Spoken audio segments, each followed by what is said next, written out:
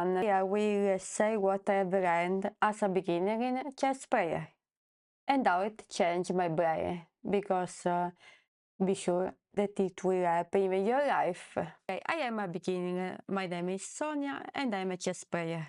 A beginner chess player. And when I say a beginner, I mean the kind of person who wants to try to attack with just pawns, because I forgot the rest of pieces existed too.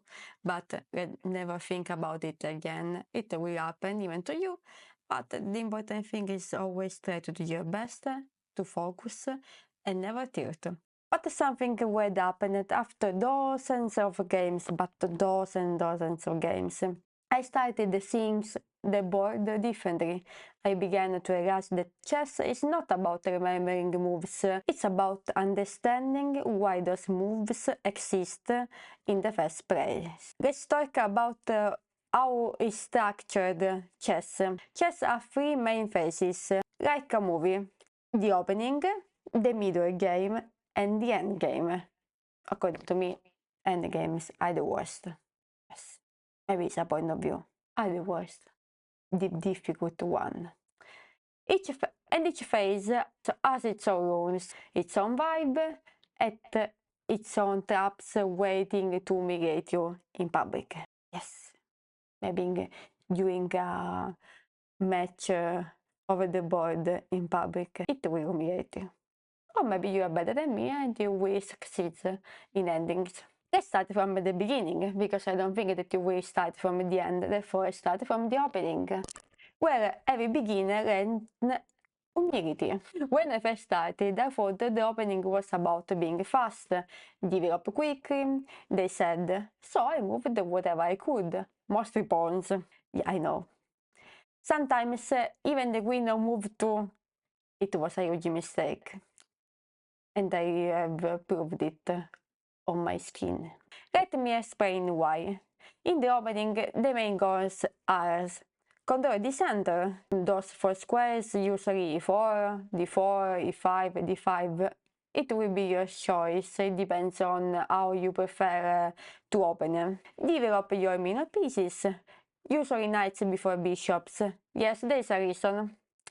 Get your king safe, always, usually by castling.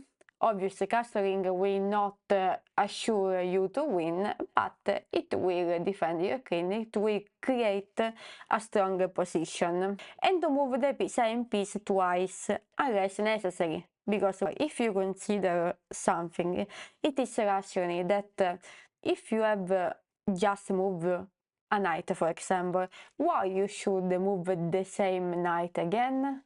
Maybe it's better to move another piece. Therefore, don't move pieces twice. It will be not useful for creating a stronger position. And for even's sake, leave the queen alone.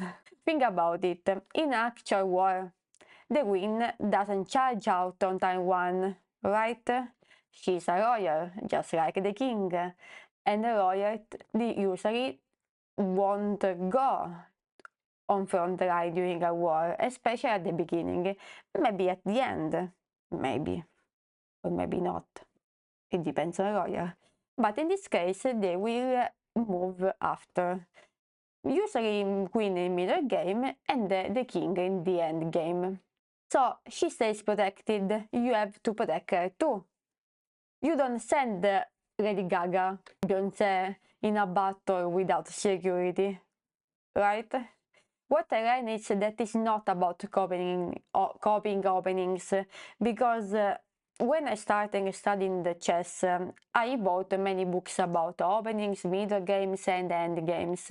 Okay, they are all useful, but nobody told me that I should have not memorized and only memorize the openings, but the most important thing is understanding why you are moving a piece. So okay, let's memorize the principle, the main openings, but don't just memorize them. Try to understand why you have to move the piece in that opening, so why you are preferring an opening instead of another one. It's about understanding your purpose. Why play the Italian game, for example, because it helps you controlling the center and develop quickly. Why not bring your queen out early? Because she becomes a target. So the opponents will try to take your queen. It is not so useful to use your queen, especially at the beginning. Maybe during the middle game you will try to trade your queen with your opponent's queen. But the trade is useful, okay? But not using the queen without purpose. I used to memorize sequences. Yeah, I know I made this mistake. Now I ask myself, what does this move do for my position? It will help me. These moves will create the best position or not?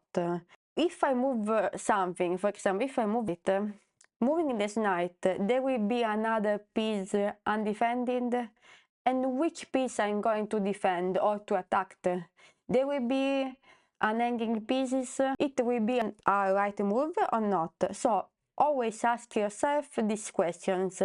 If you will always ask yourself some questions about it, about your position, you will create a stronger position. And especially never forget about thinking about your opponent's reprise, because he moves too.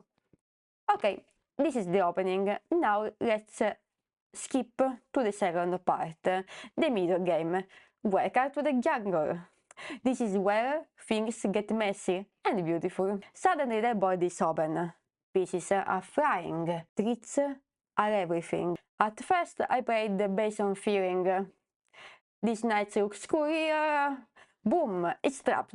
Let's sacrifice this bishop. It might lead to mate. Spoil it. It didn't. It was a completely disaster. What helped me was learning to slow down and do three things. And slow down. Never forget about it. Focus, clear mind, consistently practice, and slow down. Patient is the main things on chess. So, which are these three things? Find candidates' moves. Not just the first thing that pops in your head, but think about it. Never forget about that mantra I've talked before. Ask yourself about the position, if it will be good or not. List 2 or 3 options. Second point, visualize ahead. I try to force myself to see at least 3-4 moves ahead, including what my opponent might play, obviously. It's hard, I know. It's still hard for me. But with the practice, I'm improving on that, and you will improve too. Important thing is to constantly keep your mind always clear. Sometimes I see pieces that aren't even there, but it gets better. Third point, use tactics. I started seeing patterns, forks, pins, discovered attacks. At first, it was like recognizing constellation in the stars. Screaming at me. Another thing, stop hanging peace. Don't leave hanging peace. Why leaving hanging peace? It's just like saying, okay, take me, my bishop is free. Why you should give your bishop for free? No, you have to protect all the pieces, so never leave hanging pieces. Obviously I still do it sometimes, but I now double check. If I play this, is anything unprotective? Is it defended or not? Never forget about it. And here is a mindset shift. Just because your opponent is so well rated doesn't mean you can relax. I have lost entire games because I thought. Because I thought this should be easy. Maybe it was lower rated than me, and I was relaxed. Spoiler, it wasn't. They destroyed me in 70 moves, probably a smurf, but it's okay. So, when you play against a person that has a lower rate than you, play just like always. Patient, no anxious, no tilt, focus on your move, think about which will be the best moves. Never think about I am ahead, I will succeed, I will win for sure. There is nothing for sure in your life. especially on chess.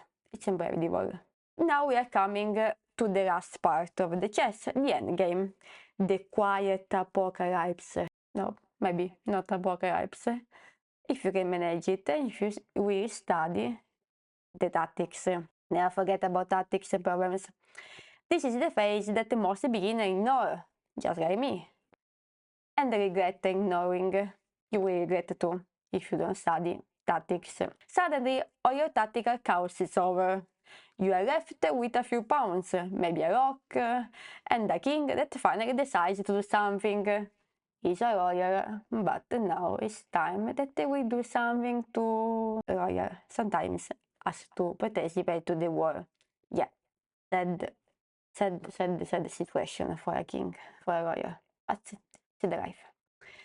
Here's what I've learned. I've learned at this point. In the end game, the king becomes appeased. So use it actively. Learn basic endings, like kings plus pawns versus king. King and rook versus king. Seriously. And then dame. And then drawing with the 3 queens on the board. Yes, it happened to me.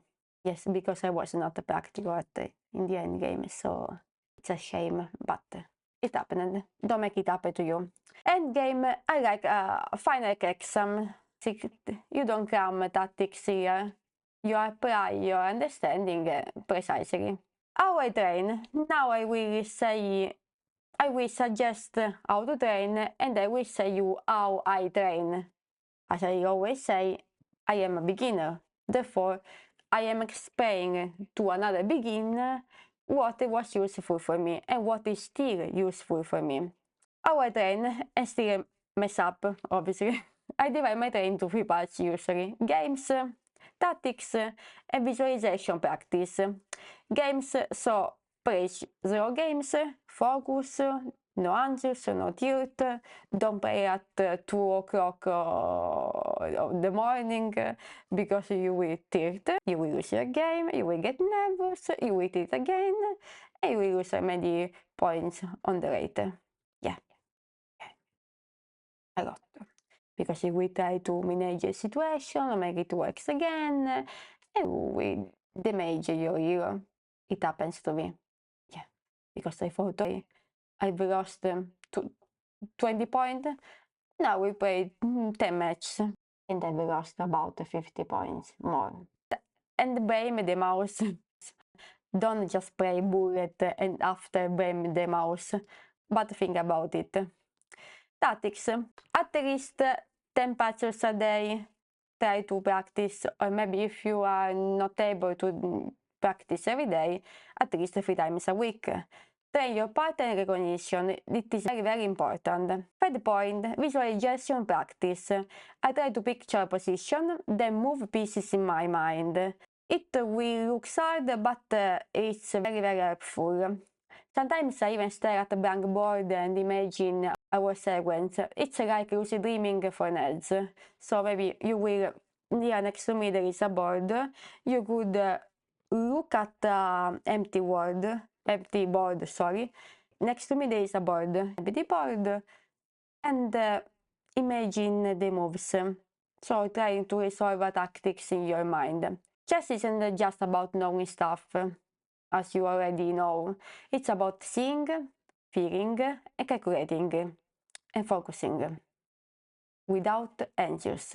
And no, you don't have to be a genius. You just have to show up and blunder less each day. You will continue blunder. I will make blunder. You will make blunder. But we are trying to do our best to reduce at the minimum these blunders. Sometimes blunders are useful because you can learn from your blunders. In fact, another thing that I have thought is that when you play against a person with a knight rather than you, never think that you have lost without playing. Even losing will be a lesson for you because you can study the position, understanding why you have lost, and maybe that things will be useful for you next time. I will, okay, now this video maybe is too long, we are arrived at the end, and now I will tell you about my final thoughts. The beginner's mindset. You will lose a lot, you will blunder, you will anger your queen, working to fork, and fall for Scholar's mate even after you learn how to avoid it. That's normal. What matters is this: learn from every loss, laugh at your blunders, never tilt. Name them, own them, stay curious. Curiosity is very important for developing the best mindset. Don't fear stronger opponents, but just use them for learning more things from them. Try to understand their skills and make them yours.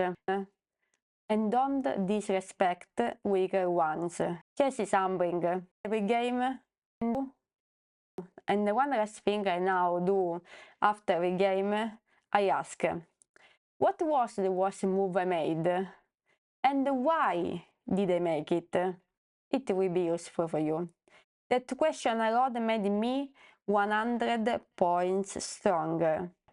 Yes, it's true. Sometimes thinking is the best way for improving. So here's my idea. We could, I want to respond to one idea. We could build a sort of a chess brain gym.